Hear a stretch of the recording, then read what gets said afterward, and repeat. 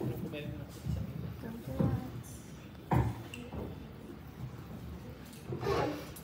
our distinguished guest, gorgeous President Ms. Carmencita D. Uy, beautiful admins Ms. Ratife Salarda and Ms. Erna Palandangan, lovely operational manager Ms. Maria Cristina Olivera, fabulous assessment training manager Ms. Madeline Pyron, charming registrar Ms. Rina Lopez, passionate and dedicated trainers Ms. Regina Grace Warren and Ms. Gay Ann Manlapas, to our loved ones, and to my fellow amazing graduates, a blessed afternoon to all of you. Before I start, I would like to introduce myself. I'm LMA F. Alejandro, 29 years old and currently living in Quezon City. Before I start, I would like to, first, I want to share a very meaningful quotation. Eleanor Roosevelt once said that the future belongs to those people who believe in the beauty of their dreams. Indeed, right? Yes.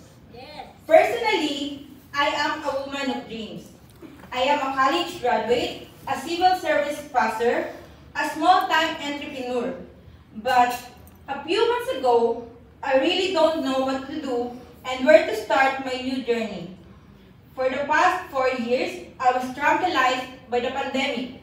I stopped working, I stopped going out, I was stuck in the four corners of the house and taking care of my 2 children. To be honest, I felt so useless during those times. Until one day, I realized that I'm into social servicing. I can happily imagine myself helping those less fortunate people, not in terms of money, but in care and nurturing that they are seeking for. So, my mother, who happens to be working abroad, advised me to take a TESDA course of caregiving. It's a triple purpose idea because, first, I can do what I want. Second, I can prepare for my grandmother elderly stage. And third, I can follow her abroad.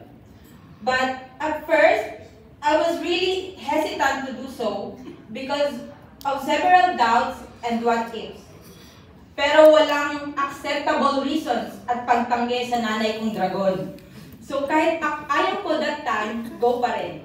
That's why I am here today and I love what I'm doing.